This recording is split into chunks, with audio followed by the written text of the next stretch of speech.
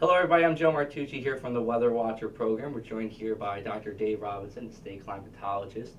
His office is right here at the Lucy Stone Hall on the Livingston campus. He's also the operator of the Rutgers Global Snow Lab, and today we're here to have a conversation with him about the winter ahead in New Jersey and what we could expect from December, January, February, through that kind of time period. So, Dr. Robinson, thank you for joining us. My We pleasure. appreciate it. So, first, can you tell us a little bit about the state climatologist office here and why people would want to access the data you have available? Right. The state climatologist office is actually part of the experiment station here at Rutgers. So I wear hats both within School of Arts and Sciences and School of Environmental and Biological Sciences.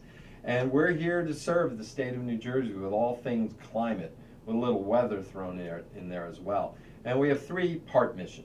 We gather data and information, whether it's from our own weather network or weather data gathered by the National Weather Service or other entities. We have research where we conduct more applied research using the data and information to solve questions that are related to climate. But some fundamental climate studies too, climate variability, climate change. And finally, an outreach program, both on the web, through speaking to organizations, school groups, community groups, and a lot of media contacts, a lot of interviews gone to spread the word about weather and climate in the Garden State. Okay, great, yeah.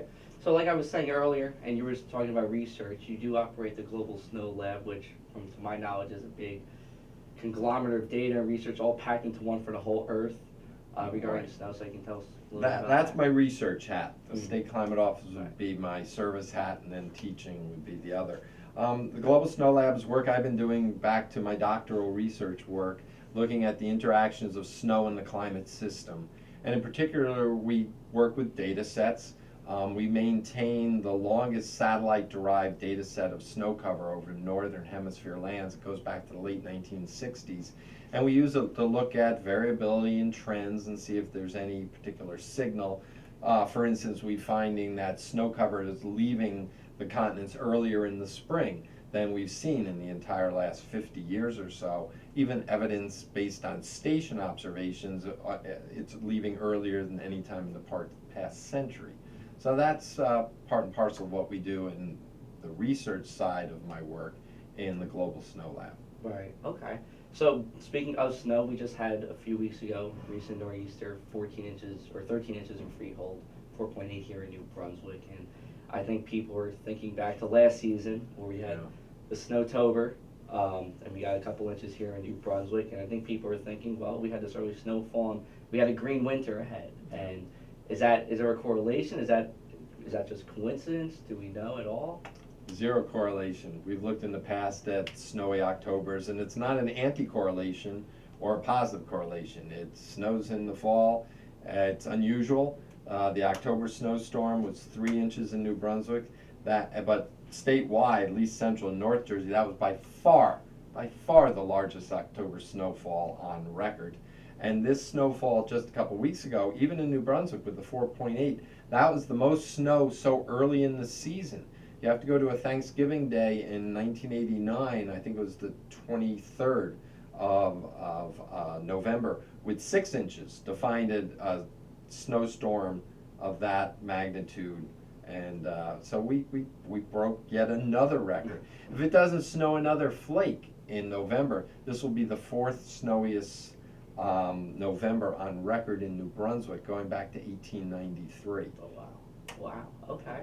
So I think, at least what my knowledge is, we did have above average sea surface temperatures right along the coast, and we did see some of our highest totals pretty close to the coast as well, which leads me to believe that the reason why we would have kind of a snowy winter so early could be, or a snowy fall, I should say, is because of the jet stream, the amplification of the jet stream. How usually it's more of a zonal flow, and I think what we saw in this case was more of a meridional flow where it comes up and down into New Jersey. And I saw some research by Dr. Jennifer Francis, who works here as well in the Department of Environmental Sciences. She I believe put out a paper saying with the record or lower sea ice extent in the Arctic could have such an amplification of the jet stream, and with the record low sea ice extent we saw here in September, do you think that has something to do with it, and can we see more of that amplification in the future? Theoretically, it makes some sense with our weather fires and the faster the polar jet stream separating the cold air to the north and the milder air further south is powered by temperature contrast, a temperature gradient. And the Arctic is warming faster than the lower latitudes, so you don't have that temperature gradient, so you have a more sluggish jet stream, and apparently that should set it into a more of a wavy motion. Not only that, the waves can become fixed, or blocking situations can set up, which was a reason why Sandy was in part why it was steered in towards the coast. So yeah, it could be that we had some cold air feed into this trough, this dip for the snowstorm. But what really made it interesting was the storm went far enough out to sea that just at the back edge, kind of the northwest edge of the storm, it was cold enough to make it snow. Further west in New Jersey, they got much less snow because they had less moisture to work with.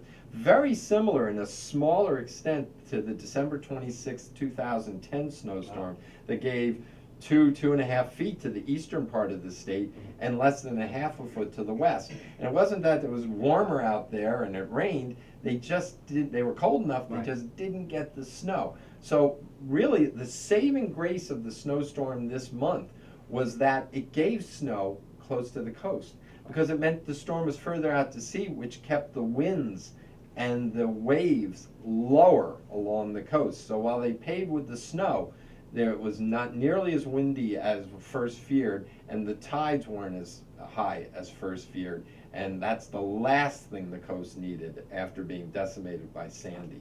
So it was kind of a good thing it snowed near the coast. Thank God for snow. Yeah, but very unusual to have that much cold air and moisture snowing near the coast at that time of the year. If 4.8 was unusual in New Brunswick, you can imagine what a foot was in Freehold area. It was just totally unprecedented. Absolutely. And do you think with this coming winter, I mean, we've already seen a cold November. I believe we're just over below 3 degrees per day average. Do you think that the ground, since it's already kind of cold for this time of year, could help increase snow had we had systems that track up the coast, kind of like what we just saw? It's possible. This is actually almost for sure going to be the first month with below normal temperatures in New Jersey since January of 2011. That's 21 straight months with above average temperatures in New Jersey, about to go that record. And by far, it's the longest stretch in a century of records. Gotta go. Will that prime the state? Well, the last time we were below average was that winter of 10-11. In November, December, and January were all below normal. And then the heat came on and it didn't turn off from February on. So it may be setting up the scene for a pattern of at least early winter average or below average temperatures. But just because the ground's cold or we get some snow here, you're pretty much subject to the whims of the jet stream. And maybe the jet stream will lock in, as Professor Francis suggests, for a month or 6 weeks. And then we'll have to see if the pattern breaks and we get into a warming trend. So this may portend an early cold, maybe snowy, if the storms appear, start to the winter.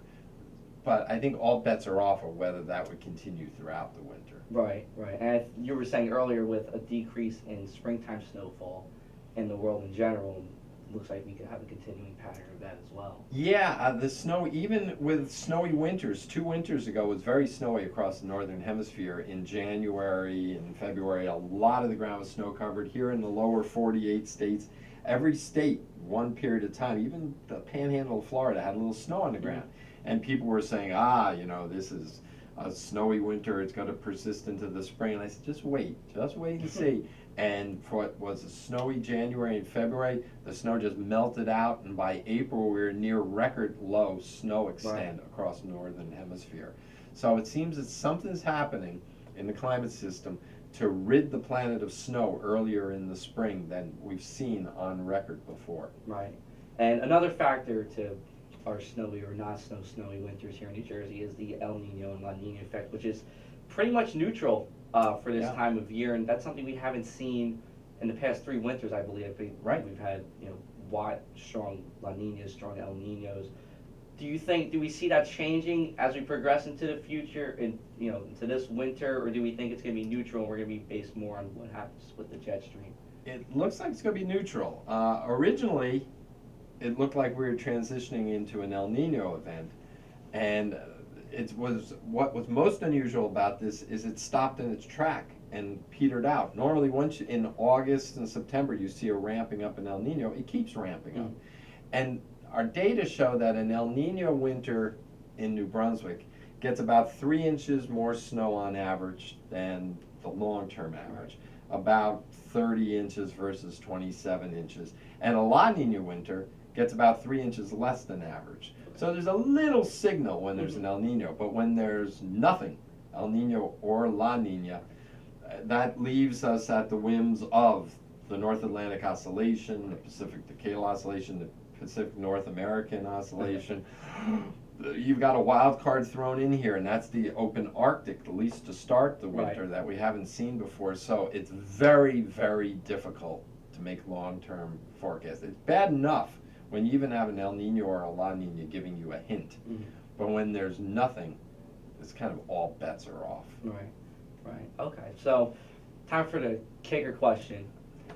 In New Jersey, what do we think is going to happen as we go into the winter months? I know we were just saying maybe an earlier winter in terms of temperature, but do we see anything in the way of precipitation, whether it's rain or snow? Right.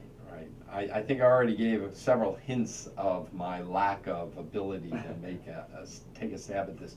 First of all, National Weather Service has a Climate Prediction Center, a group that have been studying this and trying to make projections for a long time.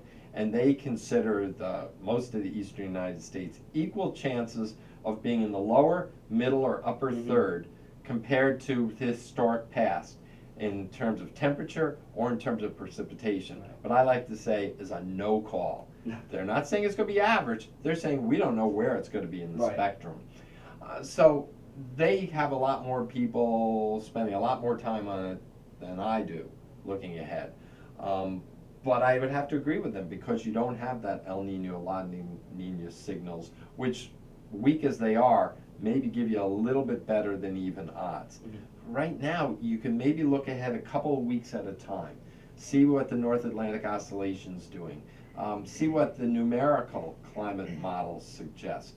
But once beyond about 2 or 3 weeks, and that's for looking at temperature, you can't get a good handle on it. And precipitation is even more suspect beyond looking down the road 10 days or so. We saw Sandy about 10 days ahead, and that was a fantastic forecast.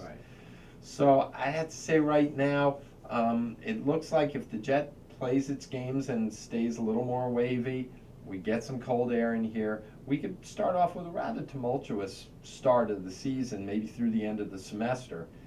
And then we get to late December and the holidays and beyond. I'd say, I won't hazard a guess. It would just be a wild guess right now.